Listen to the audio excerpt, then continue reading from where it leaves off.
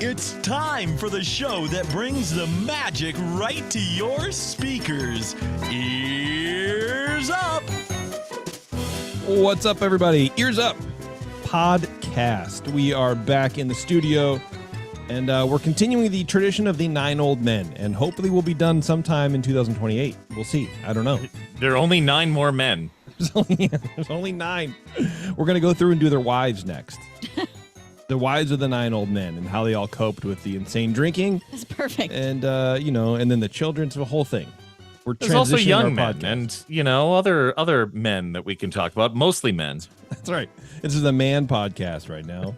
It's going to be called Young Men, and it's just about everybody who's ever lived but as young men. Lovely. Yeah. Harriet Tubman, young man. Who cares? Doesn't matter. We're gendered in the whole thing. Yeah. We're flipping it. All right. Yeah. Well, what do I care, right? No, who are we talking about today? Eric, you are, since Terrence left, you are de facto young man expert. Which Thanks, Terrence. I don't know if that's how that sounds to anybody, but I like it. I'm more of an old man expert than a young man expert, and tonight we're talking about Woolie Reitherman. Yeah. I heard that they're recreating him from DNA that they extracted from the tundra. Yes. Oh no, it's woolly mammoth. Sorry, never mind. Well, they left out the tusks. Oh well, that's good. Yeah, well, yeah. Just ask Jurassic Park how that worked out. You just modified it. They can't do anything. Can't hurt us. Frog DNA. Exactly right. Which is the dumbest plot hole in the entire universe.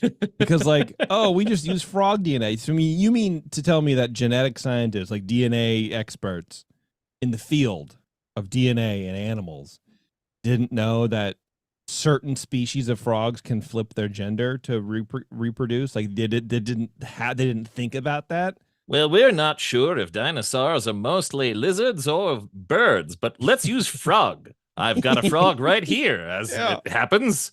I feel like that's the only way that you could bridge the DNA gap is just use frog DNA, but breed out the fact that they can't reproduce. But then, hey, nature finds a way. You know what I mean? Did you guys hear about that stingray? No, I did, but I didn't. They figured out what happened, but I don't know what. I didn't follow up enough. I think it's like the frog thing. So there's a stingray who magically got pregnant. That it was impossible for her to be pregnant. Mm-hmm. And now there's a whole religion based around it. Oh gosh, there is. In 100 years, there's going to be the stingray people. Yeah, there's. Does Alabama know? Right, exactly. Yeah, so I don't really know a lot of the details except that she was like a virgin stingray who got pregnant, and it was something like blah blah something. Parapsychological. Happened. I think paranormal. Think she somehow they figured out she was able to get herself pregnant. All right. Yeah. None of that explanation helped understand some sort of phenomenon. Good look for it them. up. You look it up. I will Please look it up because now I'm curious. Speaking of curiosity, if you're curious about what the parks look like these days, or especially the Disney cruises, if you've never been on a Disney cruise and you want to do that, hit up our friends at Concierge to go to concierge.com. They will plan everything. I've never planned a Disney cruise. I've never really planned a cruise. The only one I've been on was for work, and it was just like, show up and make a video. Okay. And then, drink a lot of Newcastle Brown Ale. But which I did, and it was great. But sounds like a great plan. It was pretty good, honestly. I had to do the whole video by myself, but that's neither here nor there. But yeah, I can imagine planning a Disney vacation or a Disney cruise is kind of stressful because as much as there is to do in the parks, there's probably, a third of that to do on the cruise ship, which maybe the fraction doesn't really sound like a lot, but you're in a confined space. There's a ton of stuff to do on these cruise lines. And I could imagine not having the time or the brain power to go and figure out what it is to do and when to do it and how to do it and where you're going and where you're staying. And I'm so babied right now with concierge. I just kind of want to, if we ever use them to actually, go through with a trip, it's going to be great. All I have to do is go, hey, Jimmy, this is when I want to go. Here's my credit card. tell me when the things are going to be. I'm going to be playing Helldivers 2 until you wake me up until it's time to go. That's what's going to happen. So if you want to check that out, go to concierge.com. If you want to be like me, which who doesn't, honestly. So is Helldivers 2 good? I don't really know a lot about it. I've heard some good things, but I don't really. It's good.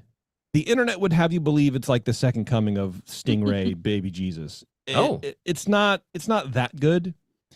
Tell you what, it's like Taylor Swift. Taylor Swift is good. She's not that good. She's above average, way above average singer, performer, songwriter. Like her songs aren't that great if you really think about it. But in what way? But I think they you need are. To clarify because I don't need to clarify anything. It's my show. No, but the Swifties could literally shut down this show. Like they are very powerful. Honestly, they would be doing me a favor. You know, they would just come stand behind me and put a stiletto heel right in the back of my neck, and I'm done. That's it. I think what you're saying is that maybe like her lyrics can be simple. Is that what you're getting at? I think her songs can be simple. I think all of her songs. The production value on her songs is pretty good. Some of the beats and the backing stuff is pretty good, but overall, it's just sort of, in my opinion, generic kind of pop music. But why she's popular is because she herself is marketable. She's the product, not her songs. That's my opinion on it. Her songs are easy to sing. They're easy to get stuck in your head, and they're easy for people to sing along with. And that's it. I don't think they're particularly great, but they're good. But so you're saying I should check out this new artist when her movie drops on Disney Plus in a few weeks? Yes. Well, she just won a big award in Las Vegas, actually, too. I can't remember what it was. It's like a trophy thing. So she won that, and that's wait. Explain what's Las Vegas? It's a place. Okay. Yeah. And it's a place for trophies. Okay. That's right. Good. Yeah. So there's that. Anyway, I don't know. Whatever. So Helldivers 2 is like the Taylor Swift of video games. It's good. It's not as amazing as everyone wants it to be, but it's fun. That's my opinion on it. Yeah. More Disney Dreamlight Valley for me. It's better than Disney Dreamlight Valley. I haven't touched that in I don't know how long. It's a great thing to play while you're watching the news in the morning. Okay, so back to Stingray Charlotte. Okay. Yes. We have a name now. Yes. Nice. Her name is Charlotte, and she is from an aquarium in North Carolina. And in her tank, there was never a male stingray. So at first, people were very confused. And she was found covered in shark bites, which is a sign of mating in sharks, which initially led some to speculate that a shark was the father and that Charlotte's baby would be a shark stingray hybrid. But research scientists basically said we need to set the record straight that there aren't some shark ray shenanigans happening here. Like that's literally impossible. And so I guess what they've determined has happened is it's some kind of where did that go? Shark stingray hybrid. It's a parthenogenesis, which is a rare form of asexual reproduction observed in some fish, birds, insects, and amphibians. Nice. So not a shark stingray hybrid, and that's too bad. But she did get herself pregnant. That kind of arrow we've been waiting for. Apparently our chat stingray overlords. No, and this is what I was telling you. You can't. It's not that you can't. And this is why I was trying to explain further what you're saying, because the way that you just described it, if I were listening, I'd be like, "Oh, he doesn't like her." That's not true. You actually do like her. I don't mind her. I wouldn't call myself a Taylor Swift fan, but like some of the songs I like. Yeah. See, yeah. Okay. Sarah think you says would say that about anything. Her music is amazing because of how it makes you feel and be seen and understood. And I think from a very from my standpoint, I haven't experienced a lot of these things, so I don't I don't resonate with it. I understand. Look, I understand why it resonates with people. I'm not saying she's bad. For me, I think she's just she's an above average singer-songwriter, but she's very marketable. And that's what you need to make it in the world. She's very good at what she does. She puts on good shows, and she's very, I think more than anything, she's relatable. And I think maybe that's what Sarah's kind of saying too. It's like people can relate to her, she can be very she doesn't seem like the world's hottest thing right now. She just seems like, she kind of just lumbers along and like goes to the zoo and, she just does normal stuff and people really relate to that. I think that also helps with that mythology. But yeah, I don't know. I mean, she's, her songs they're not amazing. Well, I don't know if you've listened to a lot of the lyrics of a lot of the songs. You hear just a lot of the popular ones in this house. But, no, I'm too busy being locked in the closet screaming while the songs are on. But I will say, I think also her songs are relatable. And that's part of it. It's not just her personality.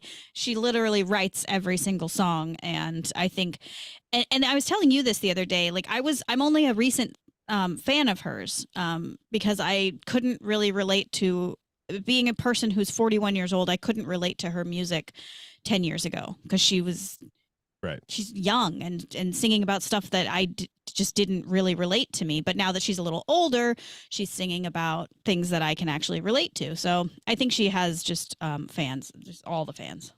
And I think you're one of them. I think she has fans. That's what Taryn said. I said all the fans. All of them. So which album am I listening to first?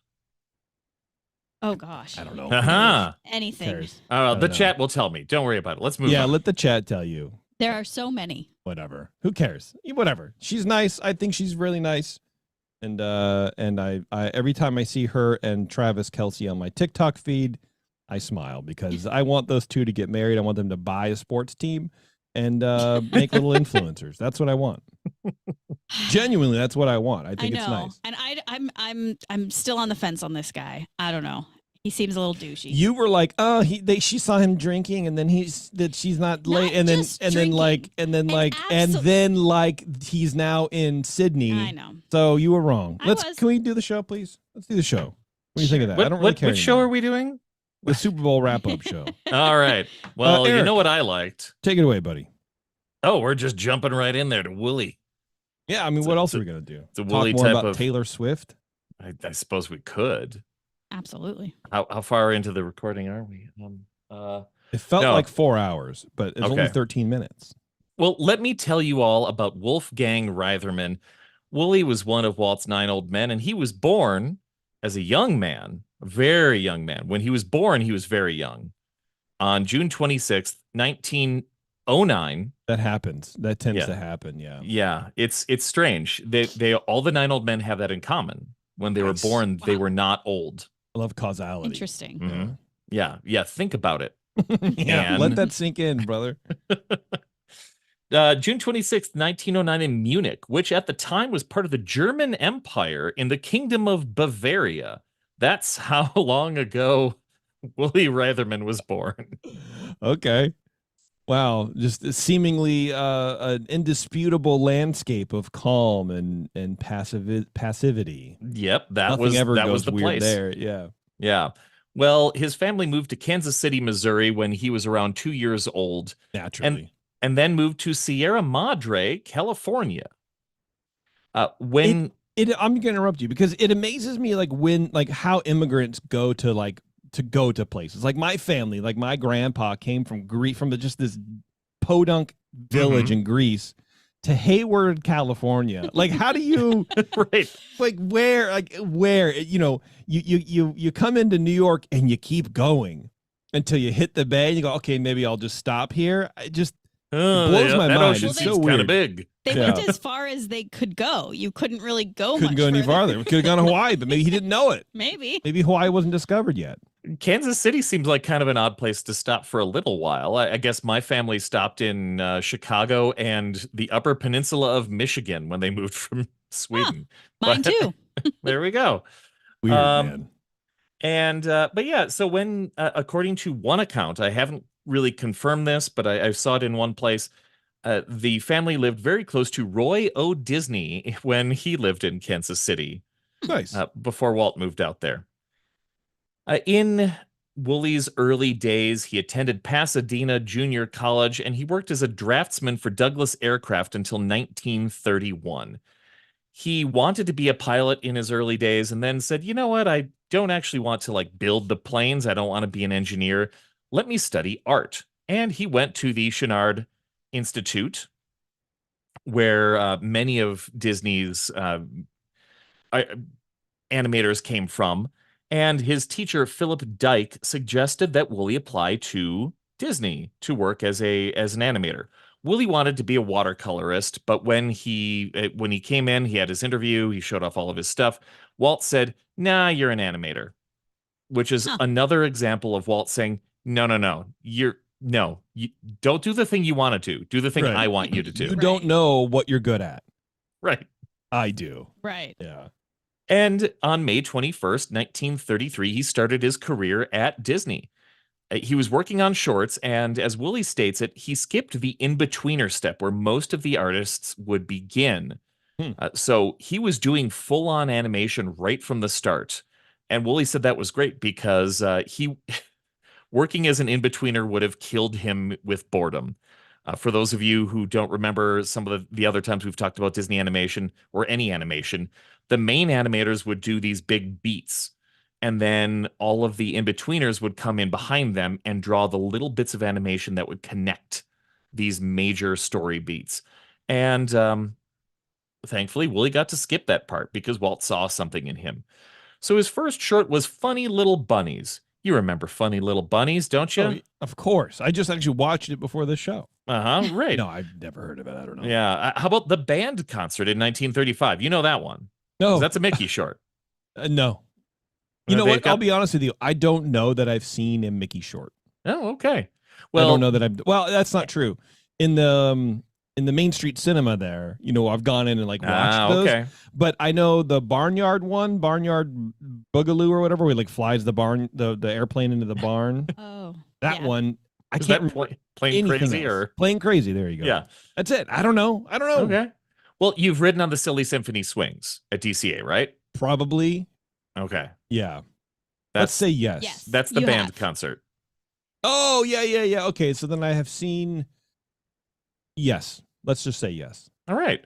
Well, then obviously Music Land and Elmer Elephant and many of the other shorts that Woolie was an animator on. You have probably seen Snow White, which was yes. one of his. He was very honored to work on Snow White. He drew the magic mirror. Oh, cool. And his take on the magic mirror was he wanted the mirror to be completely neutral, just a neutral voice that would say, "Here's what's going on." So he tried to make the face completely symmetrical. And try as he might, he couldn't draw it that way. So finally, he settled on drawing half of the face, folding the paper over, and then tracing the other half. Oh, interesting. And keep the tracing in your head for later.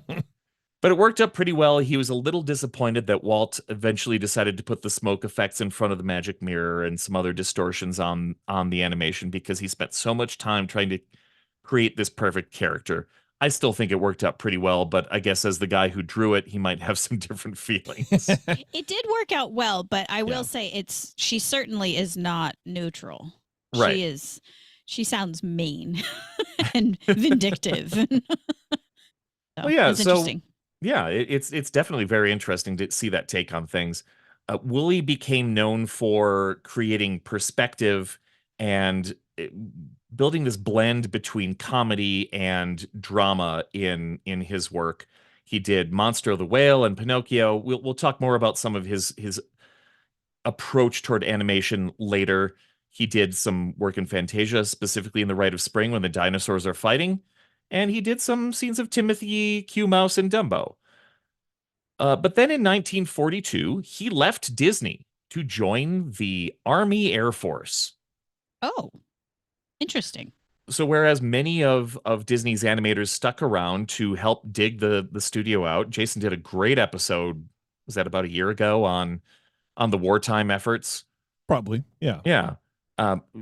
Woolie was one of those guys that left and said, "I'm joining the military. I'm going to fight. I'm going to fight those Nazis." And he did. He earned a Distinguished Flying Cross Medal for his missions in Africa, China, India, and the South Pacific. After 4 years, he had earned the rank of major and was discharged from the military. At that time, he did not go back to Disney. He flew a lot of long passenger flights from California to Asia, where he met a comely young stewardess named Janie. and he married Janie Marie McMillan in 1946 and started having kids. When she was pregnant with their first child, they almost moved to San Francisco, but Walt convinced Woolie to come back. Wow. So 1947, Woolie's back. Which means they were in touch. Oh, yeah. Which means he kept in touch with Walt through the whole thing. And I'm sure like that's the sort of thing. Like he was one of those people that wasn't he didn't have this deep friendship with Walt, maybe, but Walt trusted him. And that carries forward. Walt knew that he would get the work done. He wasn't the fastest animator. He wasn't the best animator. He wasn't the Michelangelo like they said of Milt Kahl. But he got things done, and he did things in an interesting way using perspective and pacing, and he knew what would make people laugh, and he knew what would make people go yeah, and so saying he's the Taylor Swift of animators. There we go. Not the best, but she gets things done. And that's really what matters. I don't know. I'll leave that one on the table. I think it's interesting to leave after 4 years being in the military and then having a whole completely other job. You're still in touch with Walt at some point enough for Walt to be like, hey, I need you to come back. Like, I wonder if it was, I don't know. It's interesting, I guess. Walt needed that dependability. He just maybe trusted that Woolie didn't lose it. I mean, I would imagine drawing and animating, you need to really keep up with that kind of stuff. You know, you're not killing Nazis. That's not really going to help you draw your little figures. Right. But yeah, Walt had that trust in him and wanted him back. So he put his first job back at the studio was animating the Headless Horseman, specifically the sequence where the Headless Horseman is chasing Ichabod Crane toward the end of that short.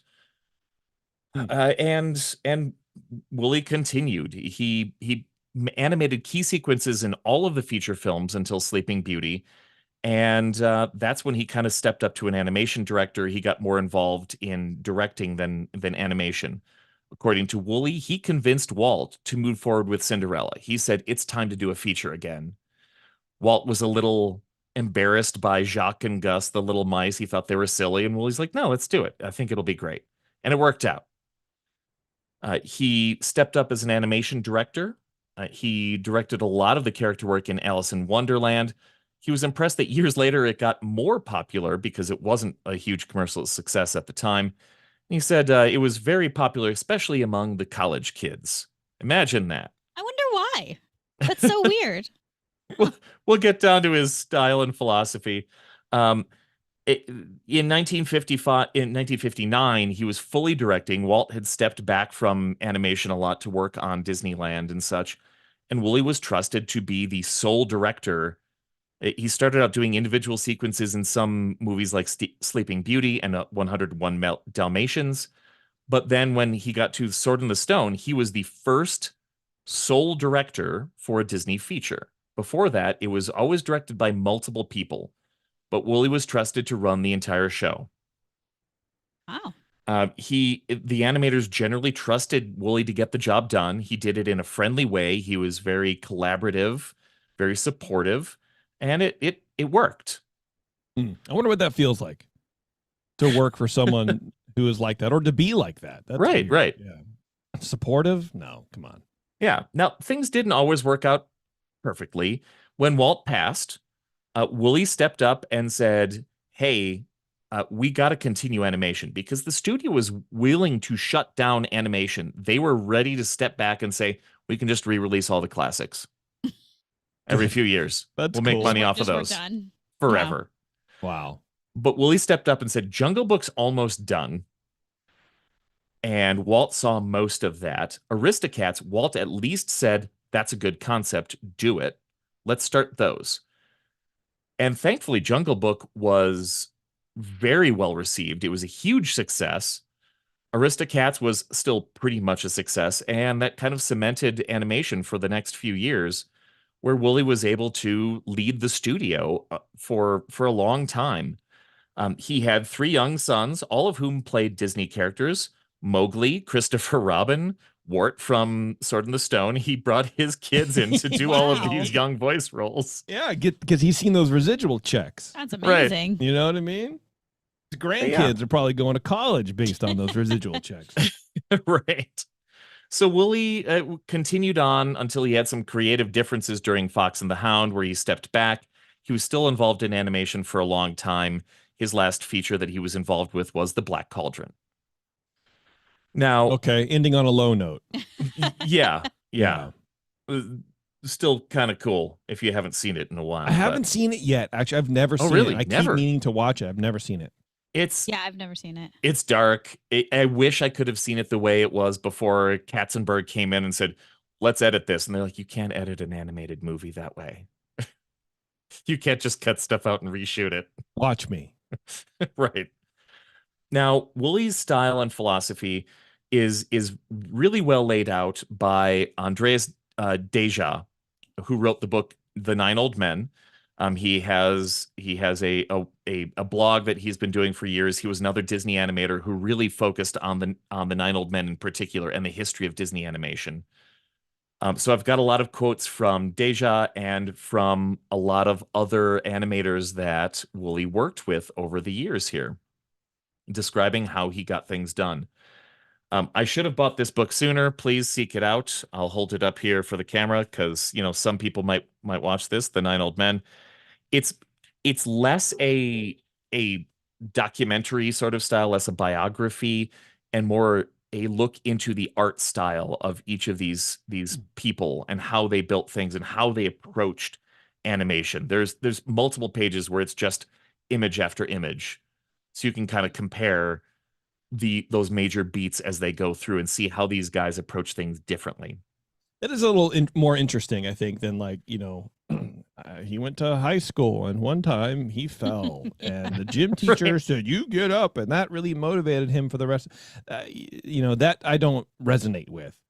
But figuring out how stuff worked, and especially I think why people still gravitate towards the Nine Old Men is because they developed all these things. Mm-hmm. They redefined the industry and they had to figure it out. Just like the reason why Disneyland, I think, is so popular. One of the reasons is because all this was new at the time. Yeah. Walt had to figure it all out. Imagineers had to figure it out. And that's why they're all revered, is because they had to come up with stuff. Right. Nowadays, they just recycle everything. Yeah. Fine, whatever. Well, speaking of recycling, we'll get there. But anyway, Woolie's main style, like the things that he was known for amongst the other animators, he was slower. He was very deliberate. He wasn't the guy that would crank out a ton of animation in a day like somebody like Ward Kimball, but he understood emotion, he understood pacing, and he understood perspective. So this guy, when it comes to the magic mirror, he understood what it took to create that type of blank emotion in a face. It needs to be stoic. It needs to be symmetrical. That's what I want to do. But he also animated Goofy multiple times, and did a lot of these comedic effects that he loved doing comedic things, and he loved doing action sequences. So he understood facial work to express emotion. He always knew when to give a beat for the audience to laugh. When Goofy did something particularly funny, he'd give them pause. When there was an action sequence, he knew to pause for just a moment to let people breathe and go, oh, wow. There are thinking about the Goofy shorts I've seen, probably all of them, because he's better than Mickey. There is that sort of timing. There's that breath. There's that beat of like, here's what happens, and you let the audience figure out what happened, and you give Goofy like a weird look or a bewildered look or whatever, and it kind of like accentuates it a little bit. But yeah, I guess I don't know. You never really think about how those things develop, which again, back to that book, that actually sounds really interesting because of that. Yeah, absolutely. And the third thing that he really brought was perspective. So he could have Goofy swing a fishing pole toward the screen and it would get bigger toward you, like a real camera. He could have the dinosaur's tail in Fantasia swing toward you and get bigger and then sweep back and get smaller. Monstro the whale is enormous, like this massive whale crashing against rocks at the end of Pinocchio. It brings so much drama to it. And some of the other animators didn't get that because they're used to, squiggly arm Mickey going, hey, everybody. And that's, that's bringing in this realism that's still animation to the entire experience. So some of the other animators would say that Woolie experimented with perspective and movement more than a lot of the other guys, and that meant he would send a lot of pencil sketches to the Moviola. So have you heard of a Moviola before? No. The Moviola was a device that many of the big animators had in their offices. But essentially, it was you could draw things on paper, you could sketch out things or draw things, pretty close to the final product, send it off to the photographer. They would take a bunch of images and they'd rough out a quick film. So then you could watch it on the Moviola and see the rough movement of the animation and go, that's what I want, or I need to move this over there. And a lot of the main animators would do that frequently. Woolie did it more than anybody because his sketches were largely based on movement at first. So Don Bluth, another Disney animator who went on to leave Disney and form his own animation studio, said that he was impressed that it would take Woolie 4 or 5 tries at an animation until anybody other than him could figure out what he was doing. Because his early sketches were just movement. They were lines and they were body forms, and it was just, how does this move? How do these two dinosaurs fit onto the same screen? What happens when the tramp bites this rat? How do we do that? And they would slowly come together over multiple tries, and then suddenly everybody would realize that this was the animation, this was the scene. But to Woolie, the characters came like second or fifth to everything else. He had a process, and this is the way he wanted to approach it. He was known for animating comedy and drama with equal flair. One of his favorite scenes was the one I mentioned before, where the Headless Horseman was chasing after Ichabod Crane at the climax. He was particularly proud at the times when Ichabod would think he had gotten away, and he'd have this moment where he's sighing and he has a little comedic moment with his horse, like, "Ha, we got out of here," and he didn't. So he knew how to pace those action sequences. Let's see. Woolie once said, "Nobody's going to worry about a gag's logic as long as it's funny." So, case in point, Peter Pan. You've got Captain Hook with Croc at the end of the movie, where Captain Hook is holding open the crocodile's jaws with his legs. A scene that we even see in the ride. It's so iconic. And it's kind of silly. It's kind of cartoony. But it's also dramatic. Like, it's believable because it's funny, but it's also kind of cathartic because this is the bad guy. He still looks like the bad guy. He didn't turn into a caricature of himself. He's just trying to stay away from this animal. Yeah, it's like the bad guy gets humiliated. Right. And that's always a good way to end sort of a child's story or a family-friendly thing where the bad guy doesn't die or the bad guy doesn't get away, but the humiliation of the bad guy is always a good resolution. I think that, that's good. And that's a really good point because he learned from that, because he animated the dog fights and the rat fight sequences in Lady and the Tramp, which are mildly traumatic. I mean, Tramp kills a rat right at the end of the movie, and it's one of those sequences you remember as a kid. You're like, oh, that's scary. And he ended his career by toning down Disney violence and making sure that the characters were still relatable. They had interesting relationships with each other. They still had funny gags. They still had over-animated comedic villains like Medusa in The Rescuers. As he became a director, he tried to tone things back and say, let's maybe not traumatize all the children for the rest of time. These kids are weak. They can't take it the way I could. I was flying through the air. Now, Woolie became known for 2 major advancements, quote, advancements in animation. One was the Xerox method. Yeah, that sounds good. Let me guess. Totally original pieces of art that he would stay up all night producing. Well, this was at least Xerox started out with pencil sketches. And this is something you start to see. The first time it was really seen was the short Goliath 2. It continued into Jungle Book, 101 Dalmatians, Fox and the Hound. Think of these movies and how the animation style is a little scratchy. The lines aren't as crisp. And the whole point of the Xerox method was you would take the pencil sketches from the animators and they could put in different colored lines to say, well, here's the backbone of, the hound in this scene, and help to kind of show movement for the in-betweeners. But the main idea was they would Xerox the pencil sketches and use those, as opposed to the old method of taking a transparency, slapping it on top of a pencil sketch, and drawing a clean line for all of the characters on the screen, and then doing the paint method for the color. So they're cutting out the clean lines. They're just painting basically onto the Xerox, the pencil sketches, and you've got this rougher edge around because animators were so concerned with, here's how, this is my method for showing movement. It's a little bit rougher. It's more fluid, but it's not as refined. But it cuts out a major chunk of time and effort and expense in the middle of the process. And this is something that happened before Walt was gone. Nobody really liked it, but it did save on the production, because some of the early movies cost so many millions of dollars to produce, and this is all hand-drawn animation. We're talking about hundreds of thousands of cells of animation being hand-drawn. That's tons of people. The studio was enormous. So to cut on costs, because they weren't making the same money they were, they had to cut back. And thankfully, things like Jungle Book hit, where the animation style wasn't as clean, but the songs were there, the story was there, the pathos was there, the action was there. It still worked.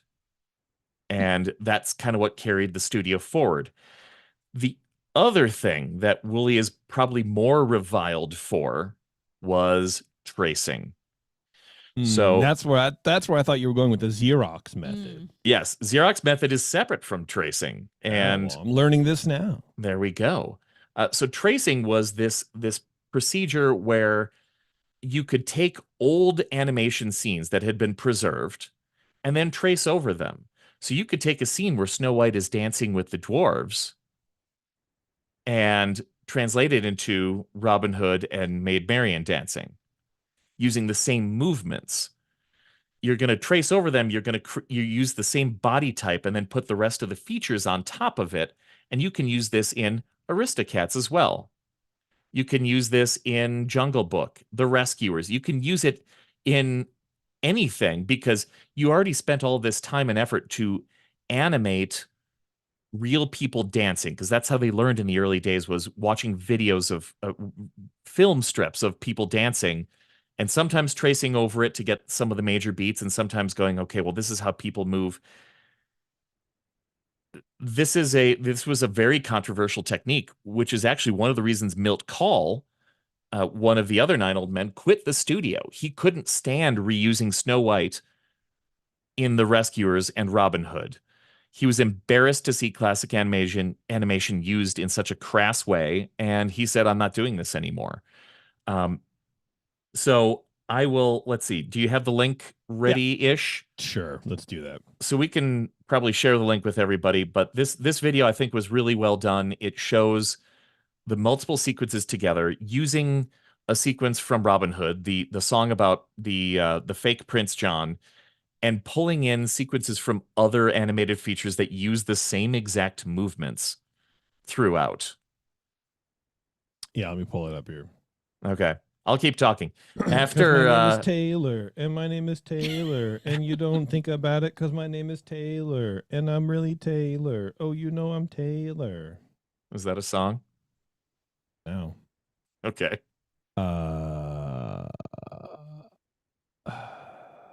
Okay, here we go. Yeah, here we go.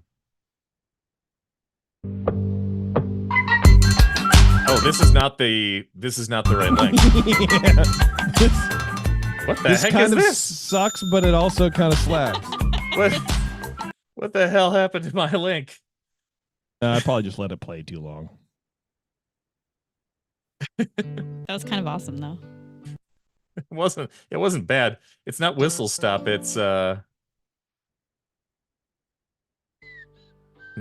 not there. There we go. There we go. The phony King of England. All right, so what's happening here?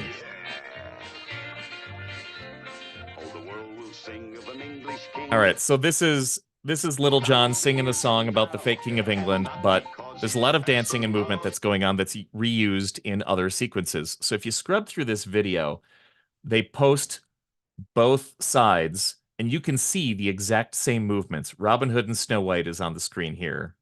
Yeah. So you have the scene in Snow White where she's dancing with the dwarves, and then they're all like, you know, 3 dwarves in a trench coat. Yeah, dancing with Snow White, and then that's reused in Robin Hood as well, and then the scene where in Jungle Book where Baloo is, Baloo's dancing, but Baloo is the same character in Robin Hood. Yeah. You can't convince me. I mean, it's the same much. actor, It's isn't exactly the same. True, but you don't have to animate the same movements. So there are some original scenes here in the whole thing. It's not completely reanimated. So if you scrub through this particular video, you get to some other scenes from Aristocats and the Rescuers, where you see those same movements in movies before and after Robin Hood. So it's not just recycling classic animation like Snow White. You're carrying this forward. Mm-hmm. I mean, I've heard of this before, and it has to make things so much easier. Yeah, Well, we talked about it a few times, and it's basically looks like Jungle Book and, you know, Snow White are kind of pulled from for Robin Hood. Yeah, I'll try to post this. It is interesting. Yeah. Now, what's particularly interesting is that many people have said, well, it's because all of this happened because they were trying to save money. They were trying to save time. Right. That's what I've always heard. Well, yeah, and that's what a lot of places kind of recycle. What I've seen in multiple sources, Floyd Norman, friend of the show. Oh yeah, for sure. Floyd Norman has gone on record saying that when he was doing, because one of his first big gigs was Jungle Book, he set the record straight, and he said that Woolie was a pretty driven, he was a very organized, but he was not an imaginative director. As an animator, he could be imaginative, he could express himself. As a director, he wanted to keep things that he knew people would like. So for him, for Woolie, it was easier to reuse sequences that they had spent so much time on in the past. Floyd and other animators have said that new animation would have been faster and obviously more fun for the animators to try to do something new, but Woolie preferred to keep it safe. He wanted to reuse things that they had done before that audiences reacted to without, because tracing over old animation is not easy. It's slow. If you're an animator and you're skilled, you know movement. You want to create things on your own. Using old stuff didn't work. It seems like it's I had a great idea. I had a great thought and I lost it.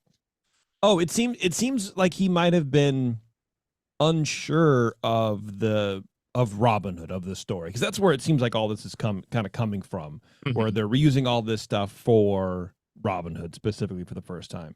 And it feels like, at least if it was me, and if I'm going, okay, am I going to invest a bunch of time and effort into animating new sequences, or if I can curb everything, know exactly what people are going to want, and give the same thing that they've liked before to them now, that will help this project, succeed a bit more.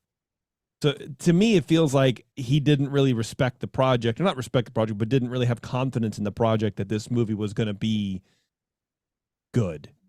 And I think I think that's a fair assessment. Yeah. Milt Kahl said he met up with a critic once after Jungle Book came out, and this critic had recognized, Milt Kahl was like a little bit worried, because he said, I knew that these critics knew more about the animation than I did, and I drew the movie. Right. But this critic came up and said, I recognize that sequence from Snow White. And he was so embarrassed that he couldn't defend himself. And he said, yeah, we reused it.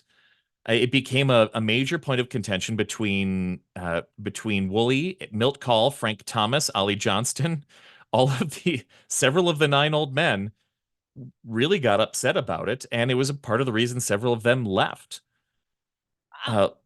Yeah, Woolie continued working on different things. He was working on another Fantasia sequel called Musicana. He was working on a movie called The Little Broomstick about a young witch. So I'm going to interrupt you for a second because I'm thinking about these reporters or whoever discovered that the 2 movies were the same. Like, that person is the biggest nerd ever because there was no internet to compare those things. Like, who is sitting there watching Holy cow. Like, who is watching Robin Hood going, oh my God, that is Snow White and Dopey dancing? Like, who's doing that? I feel like back then it's sort of like the moon landing, where like if they replaced Neil Armstrong coming off of the moon lander, you know, in something else, I don't know. I think you would recognize it. That's how impactful Snow White was. And I think if I remember correctly, they released that movie every year, every like 5 or 10 years in movie theaters. So it's probably that this critic had seen it relatively recently, as recently as you can. Okay. Yeah, that's my definitely thought. possible. Yeah. I just, it was rolling. But also in my nerd. head. Yeah, for big sure. Oh nerd. yeah. Like, yeah. I just can't imagine ever watching 2 movies and going, hey, that's exactly the same art. Like, I don't know. It's so weird because it's actually not, but it kind of is. I don't know. It's nerdier than realizing that a lot of the same voices are reused. Like, that's more acceptable. You're like, wow, this guy's playing a different character, or he's playing a different bear. Yes. But it is really sharp. And to your point, Taryn, you know, it's not like this person was able to see it 100 times. Like we can now. Like we can go just put it on repeat over and over again. We could have 2 screens going and watching them both at the same time. Like, this person had to go to the theater and remember it, but also they were critics, so it's probably a little easier to like stick with it. Who knows? Well, and I guess the definition of a critic is like critiquing, and so you have your eye on every detail, right? So anyway, that's just weird. Like, just stop, relax. Anyway, well, Woolie had some critics amongst the older folks. He had some major allies in the younger animators. Dale Oliver said that underneath his iron crust, Woolie was a great, sensitive man. Iron crust. Yeah. I'm hungry. Oh, all right. A lot of people said liked how he would help out with their animations. So Ward Kimball actually who basically came up with the main design of Jiminy Cricket with Mark Davis. Woolie still came in and animated some very key sequences of movement that they couldn't quite get. A lot of these younger animators really looked up to him because he stepped up and took over the studio at a time when Walt wasn't around. Perhaps a segment that we need to spend some more time on is did Woolie give Walt cancer to take over the studio? There we go. Maybe, maybe Walt's like, I should really quit smoking. Was like, no. Here are these reports from Wilson Phillips or whoever the cigarette I just bought you is. another carton. Yeah. Philip Morris, not Wilson Phillips. Yes, different tobacco Phillips. manufacturer. Yeah. One of his biggest critics was Bill Peet, who was an animator who left the studio to form Pete's Coffee, right? Right. Yeah. He believes that Woolie stole credit for Cruella de Vil, and believed a lot of the other animators stole his work. He's a whole thing. He's a very bitter man when it comes to Disney animation. Definitely worth a discussion in the future. Nice. I love it. Whereas other people are saying, oh no, we worked together well with Woolie. It was such a collaborative effort and he would help us with things. This guy's saying, no, he stole my character. Dang. And like I mentioned, he eventually kind of stepped away from directing because he had some clashes with folks. He retired in the early 80s. He had his moments where he got to enjoy his retirement. Had a lot of great interviews. including a fun one. I got a lot of good content from.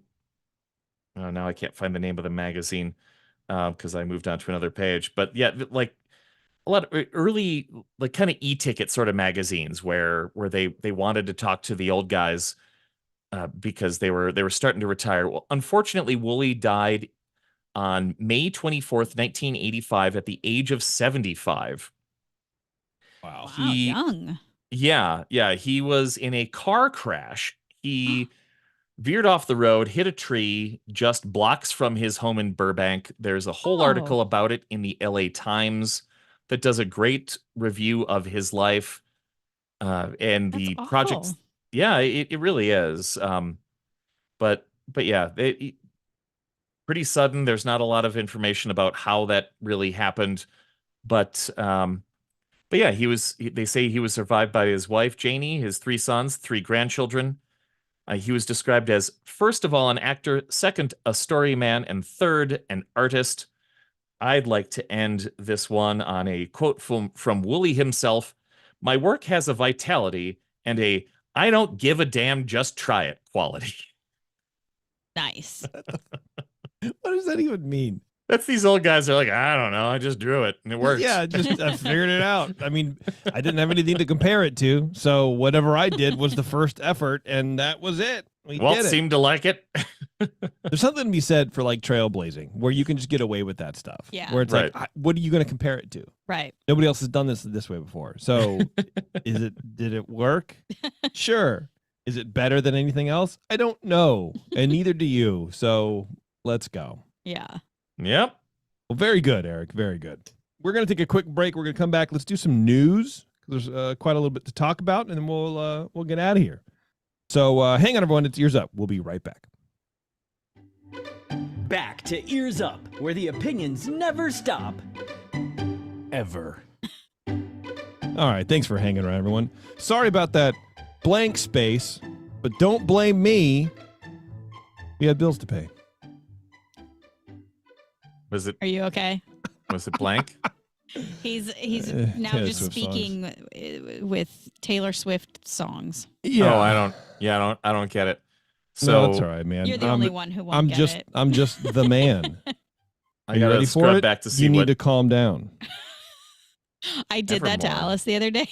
Yeah. she was probably blew her little mind. She was freaking out. She was like she was. crying and mad at me about something, and I just started saying, I was like, "You need to calm down. You're being too loud." And it made her so much more mad. Oh, I bet. It was so worth it, though. The one thing I've learned in life is never tell a woman to calm down. No, but like when you sing it like Taylor Swift, Yeah. like her brain didn't know what to do because she obviously was like, she knew what I was doing. Yeah, but she thought you were probably making fun of her. That's how she is. Yeah, I don't know. It might but- be. Maybe you just confused her a little bit. Confuse a kid. But sometimes you just have to. You got to take those wins as a parent because it was very fun for me to do because she was like crying about something so dumb, and obviously it's not dumb to her, but like also you need to calm down. You're being too loud. Yeah. So. Yeah. Look, man. Whatever. What are you gonna do? Taylor, Allison, Swift. You know what I mean? You sure know a lot about Taylor Swift. She's all over my. Look, I'm not saying I don't like her. I'm just saying, as far as music goes, it's not the greatest. Well, the chat is saying her popular songs may seem a bit simple, but you should look into Folklore and Evermore. I know you're not going to, but I'm just saying, maybe don't make opinions if you haven't read all her lyrics. I'm not going to. I've never, and I will repeat this, ever sat down and read all of the lyrics from any music artist that I like. I've never done that, and I never will do that because that's not how I listen to music. Right. I listen to music for the music, and if I hear the lyrics, and to be fair, a lot of my music is whatever, so I don't know it, right? Sure. But it's yeah. So for me, musically, like take it or leave it. It's fine. I'm sure the lyrics are beautiful. I know she's talented. I'm not saying she's not talented. You did say above average. It's just not. It's just I don't know. There are a lot of musicians out there, so being above average is kind of like saying, we've got a podcast that 80 people listen to, and according to stats, they're like, you're above average. You're above average. That's right. We are technically above average. Not that we have 80 listeners.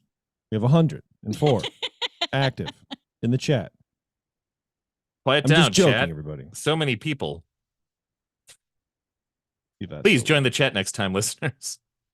Or don't. I don't really care. You won't be drowned out by the 104 other people. We have BFFs in the chat. Yeah, always. True. I like the chat. Don't get me wrong. Yeah. Okay, we're doing some of this. March in the past, present, and future with all the news that's fit to cover. It's the Ears Up Disney News. Look, like I saw a video today where Taylor's in Sydney and she like leans out the side of her friggin' limo and like yells at this kid because she likes her shirt. This kid's like 8 and the kid has like a 1989 shirt on and was like, you know, hey, you want to get a picture? And the kid was like, great. And like made this little kid today. I'm like, you don't see Beyonce doing that. You don't see like the largest stars in the world do this. She's the largest pop star in the world right now. Yeah. In the world. Undeniable. Undebatable. And she still does this kind of like outreach stuff. You can call it performative. I don't really think so. I'm not that cynical when it comes to her because she comes off as very folksy, which is her charm. She's very charming in a relatable way. Where any other singer, songwriter in the spotlight, any actor, you don't get that. There's nobody who puts on a vibe that's that popular that still has a vibe of like, I'm 18 and here's my song. You know what I mean? That accessibility, relatability. The accessibility is there too. Yeah, for sure. Relatability, 100%. And what's interesting is you haven't even seen the documentary of hers on, no, I don't on need Netflix. To. I don't need to fall more in love with her. I know you don't need to, but like that's where I was like, oh wow, she's like super. She's just like a real person. She's like your best friend. You know, like But you haven't even seen that, and you feel that way. So. I don't feel that way. I feel like she's relatable. I don't feel like she's my best friend. Not your best friend, but like that is like reserved for friend. Josh Freeze. Okay, he's my best friend. Oh my gosh. Yeah, I would say Rolly Crump is my best friend, but I'm only best friends with people who survive. Okay, guys. No. Are you serious right now? It's a joke. It's supposed to be a funny joke. Okay. Oh my goodness. Disneyland After Dark Star Wars Night is back with even more jam-packed galactic entertainment, themed food, drinks, and merch for 8 separate nights at the Anaheim theme park. The separately ticketed event will be held April 16th, 18th, 23rd, 25th, 30th, and May 2nd, 7th, and 9th, 2024. So if you're a Star Wars dude with a Star Wars nerd with extra money in your pocket in this economy, you know, when we have giant corporations raising price, shrinkflation, which is a real thing. If you can afford to go, man, do it. Let me know how it is. I've never been to a Star Wars night. Eric, you probably live there. You probably get They both consulted discounts. me on it, and I said, you know what? You're like, make it dumber, please. No, I would never say that. Yeah, I've never been to Star Wars night. You've never been to Star Wars night? Oh, no, I've never been to any of the. I guess the only Disneyland. It's not really an After Dark thing. Is I've been to Oogie Boogie Bash. Oh, okay. And the previous one that they had at Disneyland back when they had that there before they moved it to DCA. But I've never been to like a ticketed event, Disneyland late night ticketed event. Yeah, we've been to 2. One, we got picked to be invited to Cars Land preview. That was fun. That was wild when I they know. would Cool, give yeah. things away. Yeah, that was neat. That was and so then cool. we did the Tower of Terror. Oh yeah, I goodbye remember you talking about thing, that. Yeah, which was not worth it. That's it, I think. No, we did the Halloween one once. We did Halloween, but it was not Oogie Boogie's Bash No, at it that was time. before It was that, just yeah. Halloween. We're old heads. Well, yeah, it was cool at Disneyland because you could do like all of Fantasyland in 10 minutes and get a bag full of candy. Yeah. It was Or very apple fun. slices. Oh, Recreate yes. your own. It basically is Lego for apples. You recreate your apple, build your own apple. Guests are encouraged to dress in their Star Wars best, and those in themed costumes are invited to participate in a special parade with Mickey and Minnie down Main Street. That's cute. That's fun. I know, I like that. And bring your lightsaber along because you'll get the Star Wars Night Lightsaber Instructional or the Resistance Show of Unity. Oh, boy. I mean, that's whatever. The instructional is don't hit the guy next to you. Yeah, right. That kid can't withstand a lightsaber smack to the forehead. There's a galactic dance party, and then there's like themed food and stuff like that. So that's cute. Tickets are $159 for 3 and up. There is no discount if you can say full sentences. Wow. So there you go. Dumb your toddlers down, everybody. Yeah, right, dude. Yeah, geez Louise, man, that is that's a lot of dough. Mm-hmm.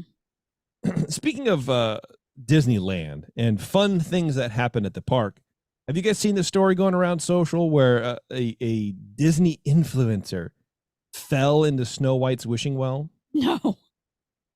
All 3 that feet?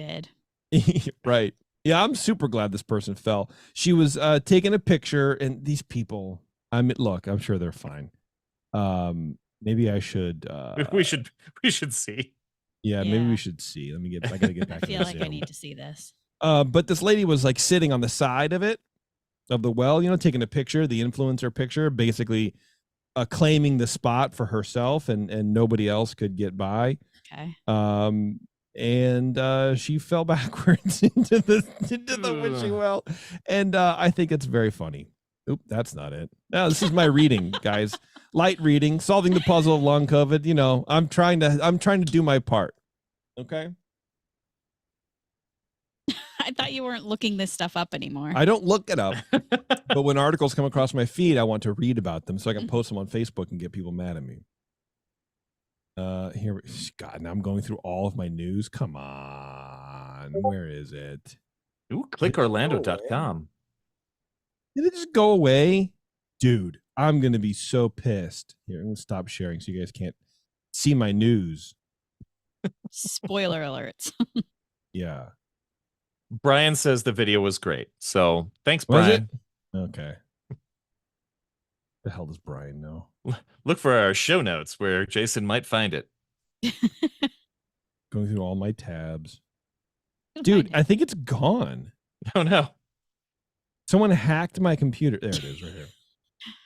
Yeah, it was definitely somebody else. It's not me. Alice deleted all the links. You. You think I screw up, dude? No, never. Yeah, no, never. Hold on. Now you read my Discord chat. Get out of here. Okay, here we go. Ugh. And she's falling backwards. There you go. That's it. That's the video. Basically, literally just her falling backwards. Okay, that was not worth it at all. Okay. What a dummy. Yeah. But also, it's kind of funny. It's hilarious. She's also like in a dress, like she's dressed up. This is okay, and this is why I was like bringing it up, because these people are dressed like in princess. So they're trying to be influencers. They're trying to do the thing, and these are the people I don't enjoy at the parks. Like the Disney adults who the main character syndrome kind of thing. I mean, there's a line between having fun and trying to be a part of the fun, and that's I don't know, whatever. But we're having cotillion at Disneyland this year. Anyway, and so people are like, oh, she's trying to sue and she wants compensation, but I guess For what? these people reached out to the lady and she's like, no, I'm not. I just went and got like a change of clothes. Like, it's fine. And she admits her mistake, and I guess it's all fun. Like, it's just not a serious thing. So that's cool. That's good. But I do really love people trying to be popular online actively hurting themselves. I know. It is very funny. It's very satisfying in some way. It's like ASMR for me. I thought you were going to say AFV, and I was going to say yes. No, that's not what I was going to say at all. Same vibe. Yeah, basically. Have you guys heard about the big cell service outage that happened today? Yes. That was not affected by it. We were not affected by it at all. But Yeah, That was real. I thought. Yeah. I literally did. I scrolled past all of that news because I thought that was like conspiracy theorist stuff. A lot of it is because a couple days ago there was like, oh, Russia launched a nuke into space and it's hovering and it's going to be an EMP blast and it's going to invade. Then we're going to invade us or whatever. And it's like they're sending 50-year-old tanks into Ukraine. They're not going to do anything. It's Wait, fine. we weren't invaded? I mean, maybe we not were. yet. I don't know. It depends on what side of the aisle you're on. You know what I'm trying to say? Okay. Yeah, but apparently there was a big cell service outage. It was AT&T, and they've since figured it out. They're like, yeah, it's just an update. Tricky update got him, everybody. Yeah. The guy blasted him. But like it was more SoCal, I think, than NorCal. Okay. And a couple other states were affected by it. And at first people were like, oh, it was a solar flare because there's a big solar flare coming. But like, that's not it. And then eventually AT&T's like, yeah, my bad. We just did it. We screwed up. Or maybe they're covering. Maybe it was like a hack. That's what a lot of people were thinking too. Like North Korea hack or whatever, because we're always, I mean, we are like, our infrastructure is being sort of like under attack constantly by bad actors from North Korea and China and whatever, right? And it's really not outside of the realm of possibility. I mean, it literally happens, but they fight it. They, the U.S. cybersecurity kind of like stops it. Yeah, and AT&T is no longer on Windows XP. There you go. Yeah, they're as Windows 95 as of this afternoon. Per NBC, 71,000 mobile users reported having no cell service by 8 a.m. Eastern time. The carriers report that the cause of the mass outage is unknown, but like I said, they figured it out now, and stated we are working urgently to restore service. Blah blah. Blah. On Thursday morning, we noticed that Lyft prices for Lyft, not Uber, right, have skyrocketed following the outage. I don't understand why. While trips from the Orlando International Airport to Disney World are usually around $35, they had risen to over $100. That is so weird to me. Why like ride share prices would be elevated in an outage like this? Well, and what's so odd is like you can't even, if you don't have cell service, you can't even get your ride. You can still do Wi-Fi though. Oh yeah. So they were probably like doing it on Wi-Fi, but I don't understand the correlation there. Are all the drivers like, I don't know how to get to the Disney World. I haven't done this 3 times today. Oh, right. I guess that could be it. Maybe they couldn't. I mean, you don't have Wi-Fi when you're in your car driving, so. Well, but it's only AT&T. Right. So if you're T-Mobile or whatever, you're fine. Right. So you raise the prices because only those people. You can't. Lyft does it. Like when you're a driver, you don't have control of the prices.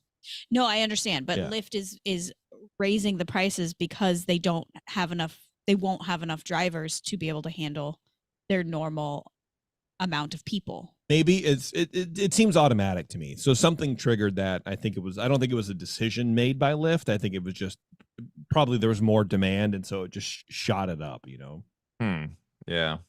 But yeah, apparently there was like there was an outage in the parks too, where the people were having trouble getting scanned in. It was a whole mess in Disneyland today, and apparently Disney World too. So that happened. That must have been fun for everybody. Can you imagine getting so mad? I see TikToks and stuff. People like coming to the store, like the AT&T stores, and they're like, "This dude's like, they're getting mad at me, like I did something wrong. Right. I just work here. You know what I mean? Like I didn't do anything. Yeah. But that's it. People can't live without their technology. No, I couldn't. I don't know what I would do. Actually, just give me Wi-Fi. It's fine. I don't really care. I don't need cell service. No one calls me. I don't call anybody. Well, I'll text you. Like I handle IT essentially at my work, and that's one of the things. Like we're going through this, like putting together these emergency things because we have power outages because of fires, because of heat, because of wind. Like all these things cause power outages, and one of the things that they're like, well, what happens if the Wi-Fi goes down because there's no power and we don't have cell service? And I'm so glad, because my boss is like, well, then we have much bigger problems. Like if both of those things are not working, there's a lot. You break the glass, you pull out your copy of Red Dawn, and you watch it to learn what's going to happen. Yeah, like that's what's going on. You're generally going to have one of those, and if you don't, then you use a radio. Like I mean, what do you want? I don't know. You can't solve every problem. No, but you can try. That's for sure. And you can certainly complain about it. Speaking of trying to solve problems, are you aware of the Disney Movie Club, Eric? I'm aware of the Disney Movie Club. I've been a member of the Disney Movie Club for well over a decade. I generally... Well, not anymore, because it's shutting down. Shoot. Of course it is. Yeah. On Tuesday, it was announced that the Disney Movie Club, the preeminent DVD and Blu-ray subscription service, was shutting down for good. Oh. A longtime staple of... You're very sad about that. That was just seemed like a genuine awe, not just like your normal like whatever. I'm not really paying attention to you. Well, it's like I'm researching eyelash curlers. I guess I just shut up. I feel like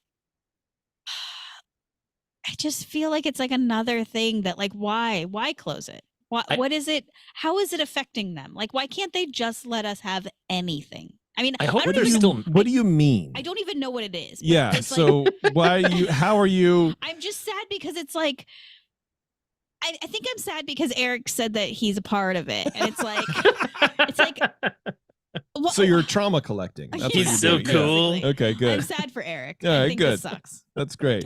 Just gonna go to battle for you, Erik. Well, that's great. I hope they still make physical copies of movies. I know that's one of the main reasons that they're shutting it down, and that's the main reason I'm a part of it. Is because when something new comes out, you can get a discount on it. Usually sure. there are deals on other things. It's great because you can get like a lot of old movies, a lot of the old live action stuff you can't find anywhere else other than there. So I've got a pretty large collection of. I know a place you can discs. find them. I don't think you can. Maybe are no. A longtime staple of the physical media community, the DMC gave members access to the studio's catalog by offering exclusive and often discounted titles, like Erik was just saying, giving collectors a convenient way to receive all of the latest releases by mail. Following the closure of the club's Canadian branch, jeez Louise, and the ceasing of physical Disney media in Australia altogether, this news didn't come as much of a surprise. Still, for those of us who hold on to DVDs and Blu-rays like the treasures they are, it certainly is disappointing. Erik, what are you going to do with your little baubles? You know what I mean? The baubles that came with were rarely. They were frequently a little annoying. Like, what am I going to do with this lithograph of a random scene from a movie? No, just give me the disc. I want to put the disc into my collection so that when the power goes or when the internet goes out up here in the mountains, I can still put on a movie. Yeah. You should just get a separate computer, download Plex, it's free, and just rip all your DVDs, and then you have them on your computer. You can watch them whenever you want. Sell your DVDs. Done. Easy. It sounds like an awful lot of work when I could just put the DVD into put the Blu-ray into the Xbox and then watch it because all the discs are right next to it. He has a point. Yeah, well, whatever. This article is from Paste. It says, ironically, the Disney Movie Club was seeing a resurgence as recently as 2021. Following no new releases since 2019, 2021 saw 16 new Blu-ray exclusives become available, several of which are unavailable to stream, which bugs me, and it bugs a lot of people because Disney Plus was touted as the place to go for all the Disney stuff. Well, yeah. This is what's going to make piracy never go away.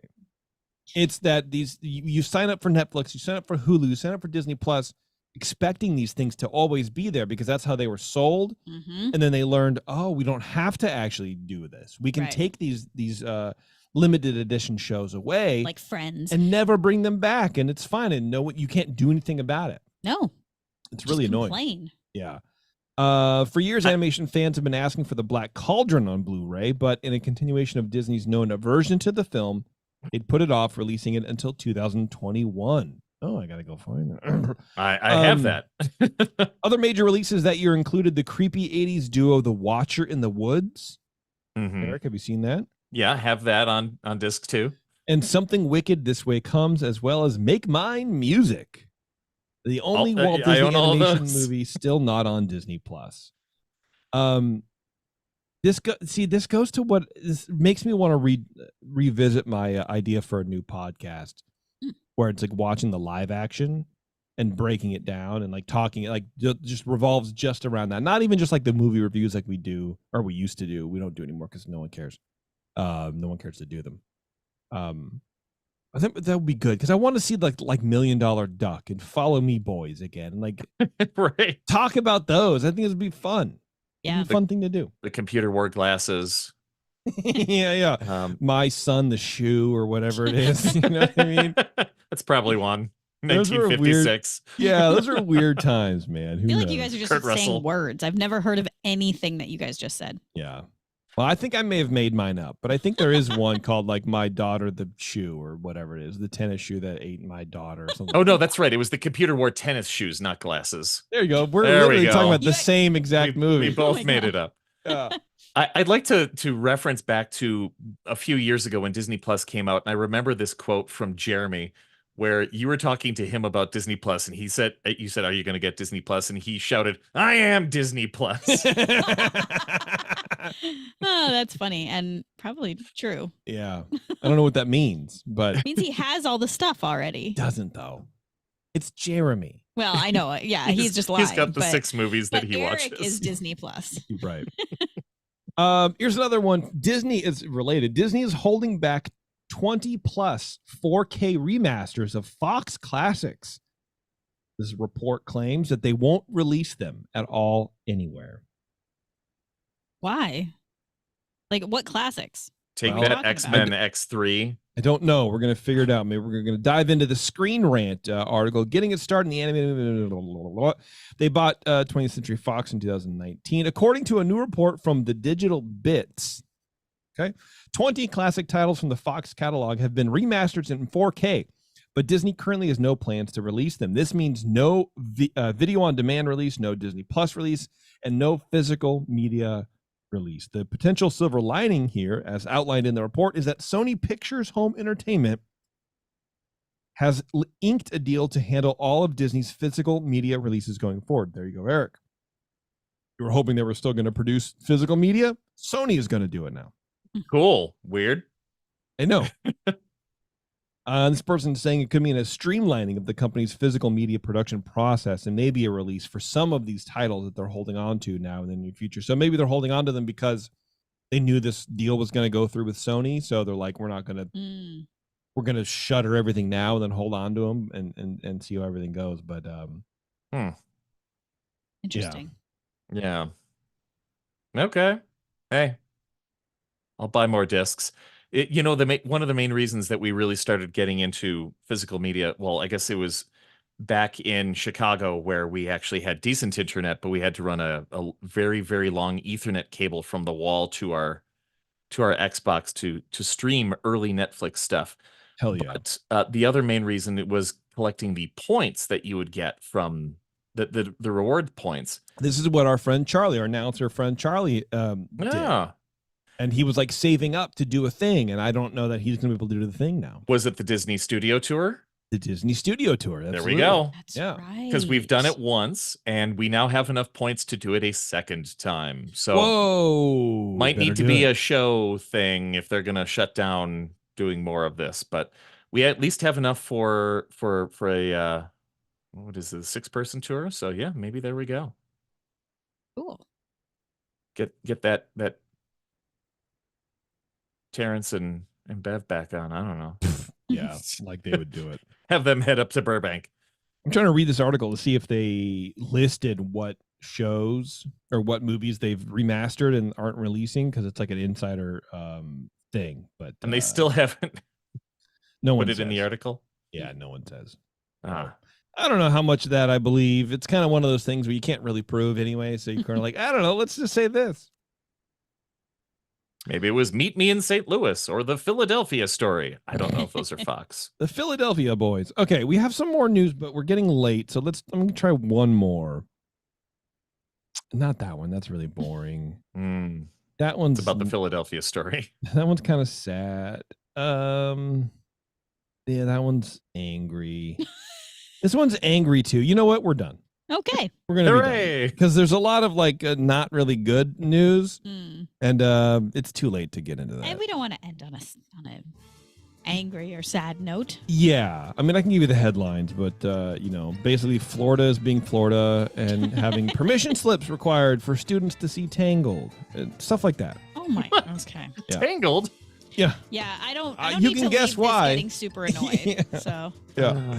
All right, everybody. Thank you very much for tuning in. I appreciate it. Look, if you are out and about and you're running around and you want a nice cold beer, find out where the 21st Amendment is selling their beers on the 21st Amendment website. You can go 21st-amendment.com. Go to their beer locator. They're in over 70. I literally almost said over 75 states. And that's not true. They're in over 35 U.S. states serving you the best beer you can get. And I'm going to tell you, that beer actually travels really well. There's a lot of breweries that don't put a lot of effort into their packaging, or at least as much. They don't invest as much as Sully has done with the 21st Amendment. So the beers travel very, very well from California to wherever you are. Check them out. 21st Amendment. They're great beers. And if your place doesn't carry them, have them ask, please. Please, please, please, please, please. Hell or High Watermelon, all the various flavors that are out there. I'm pretty sure it's watermelon season again. And yeah, good stuff over there at 21st Amendment. So thank you very much to them for supporting the show. Thank you very much for supporting the show. If you want to support the show in different ways, you can go to our Etsy page, which is etsy.com/shop/EarzUp now, I guess. churroshirt.com. That also works. Hey, there we go. We got the Bob Chapek Misfits tee. We got a bunch of t-shirts up there. And if you want to join the Patreon, that's a really great way to do it as well. It's $5 a month. You can subscribe and you get the secret show, which, by the way, if you're listening live, we are going to be doing the secret show. We haven't figured it out. Maybe Sunday night, maybe Monday. I think sounds like Brandy's going to be out of town, so it might be boys night only. You know what I mean? Woo! Ripping it up, making some drinks, talking some news. Love it. It'll be a good time. But you get that show. You get all the other secret stuff that we have. We get Puny Pod has some stuff. I think After Hours from the Supreme Resort folks. I don't know what goes on. I have no idea anymore. I've given all that up to RGH. He seems to do it more than I do. So yeah, call Ryan. Yeah. You call Ryan. His number is 619-487. I don't know whose number that is. Don't call it. All right, everybody. Thanks a lot for tuning in. We'll see you.